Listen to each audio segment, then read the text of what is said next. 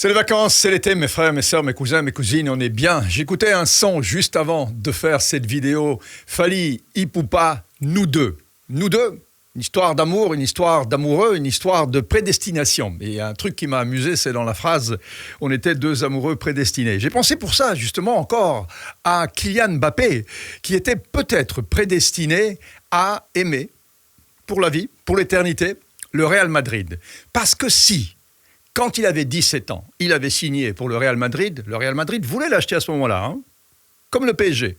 Chacun proposait la même somme, 180 millions. Mais il y avait un salaire largement supérieur au PSG, 4-5 fois le salaire qu'un club européen normal donne. Et donc, Kylian Mbappé a choisi de signer au PSG, se disant peut-être que son amour depuis toujours, le Real Madrid, allait être secondé, contenté, plus tard, plus loin dans la vie, on verra bien.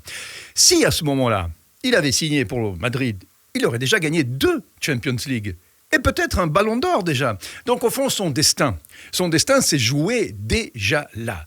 Alors aujourd'hui, en été, en vacances 2023, c'est le casse-tête chinois, parce qu'on n'est pas sorti de l'auberge. Alors qui a trahi qui ? Est-ce que le PSG a trahi Mbappé ? Est-ce que Kylian a trahi le PSG en disant « Non, je ne partirai jamais pour rien, paramètre zéro, non, je partirai et il y aura de l'argent sonnant et trébuchant pour mon club, le PSG » Ou est-ce que c'est le PSG qui n'a pas respecté ses engagements ? Ils étaient nombreux, parce qu'il devait construire une équipe compétitive. Il devait le mettre, lui, en tête de gondole. C'était le projet qui était concentré sur Kylian et pas sur Messi ni sur Neymar. Est-ce que le PSG devait réellement virer Neymar ? Est-ce qu'il l'a demandé ? C'est pas joli tout ça. Voilà, qui a trahi qui ? On ne sait pas. Comme dans une histoire d'amour, on ne s'est peut-être pas compris. Est-ce que c'était une histoire d'amour ? Probablement que non, puisqu'aujourd'hui, on s'aperçoit qu'il y a des tensions énormes. Il y a des menaces, carrément, puisque on lui dit où tu restes, où tu pars. Mais fondamentalement, on ne peut pas lui dire tu pars, parce que lui, il a un contrat, il le respecte, donc il ne fait rien d'autre que respecter son contrat. Et si le PSG ne respecte pas son contrat, eh bien, il va peut-être le laisser sur le banc 1 an, 6 mois, 1 mois, quelques matchs pour lui faire peur. Parce qu'on s'approche comme ça, tout doucement, d'un moment fatidique où, en plus, il reçoit sa prime de fidélité, qui est écrite dans le contrat chaque année, fin juillet. Donc, cette année-ci, fin juillet, il recevra 40 millions d'euros, petite somme rondelette, amusante et sympathique, 40 millions d'euros. Et au cas où, il dira 3-4 jours après, eh bien, merci pour la prime de fidélité, qui est dans le contrat, donc il faut la respecter. Et au revoir, parce que je m'en vais. Tout ça ne tient pas debout. Mais quelque part, le contrat qui a été signé, il est respecté pour l'instant par les 2 parties. Il est payé. Kylian dit je reste jusqu'à la fin 24 et puis je m'en vais pour 0 cents et le salaire évidemment sera en conséquence plus important dans le club dans lequel il signera. Mais dans quel club signera-t-il ? Parce que si tout le monde aujourd'hui est convaincu que c'est le Real Madrid, c'est peut-être en effet pour cela qu'il était prédestiné, eh bien ce n'est peut-être pas sûr à 100%, parce que derrière, il y a aussi des clubs qui sont en train de regarder en se disant il y a peut-être quelque chose à jouer au dernier moment.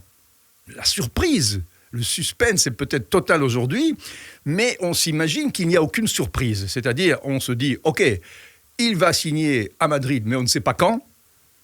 Ça, c'est le suspense. On sait que ça va arriver, mais on ne sait pas quand. Mais la surprise, c'est quand quelque chose arrive, mais qui n'était pas prévu du tout. Et ça, ce serait extraordinaire. Parce que si Mbappé signe pour un autre club que Madrid, alors là, on va tous tomber très haut, parce qu'on se sera évidemment planté sur toute la ligne. Ce qui voudra dire qu'une équipe comme Liverpool, qui a fait d'ailleurs les yeux doux à Mbappé, est capable de sauter sur sa proie au dernier moment, est capable d'allonger les millions nécessaires pour faire un beau contrat. Parce qu'en Première Ligue, ils ont les moyens, peut-être pas les moyens du PSG ni les moyens de l'Arabie Saoudite, mais ils ont des moyens conséquents.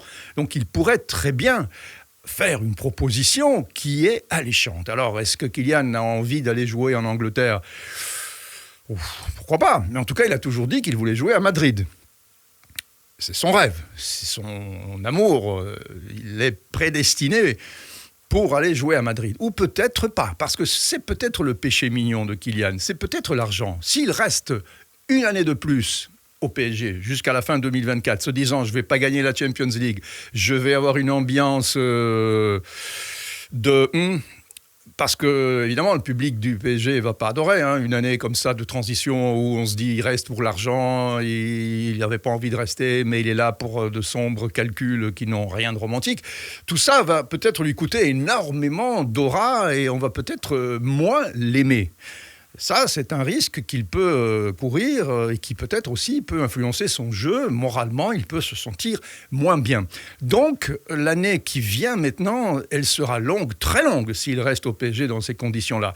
Il y a peut-être en effet une possibilité qu'il s'en aille pour de l'argent, pour Madrid, qui serait peut-être bien bête de payer très cher aujourd'hui un joueur qu'il peut avoir l'année prochaine, sauf si Madrid se dit « Aïe, il peut nous sauter dans les doigts, ne pas venir chez nous l'année prochaine et partir avant, donc très vite, là, dans quelques semaines, à Liverpool, qui serait capable d'allonger les 200 millions que le PSG veut. » Plus pour sauver la face, peut-être, plus pour avoir la sensation d'avoir gagné la bataille, que pour l'argent, parce que probablement les Qataris n'ont pas besoin de 200 millions, même si le fair play financier les oblige quand même à montrer des comptes.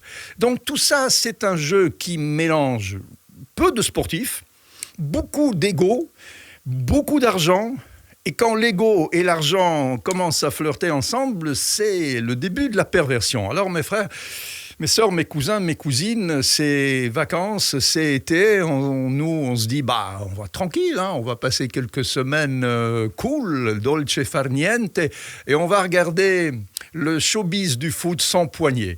Où jouera Kylian Mbappé à la rentrée? Ça, c'est la grande question. C'est la grande question. Et aujourd'hui, on n'est plus du tout sûr à 100% que ce sera Madrid.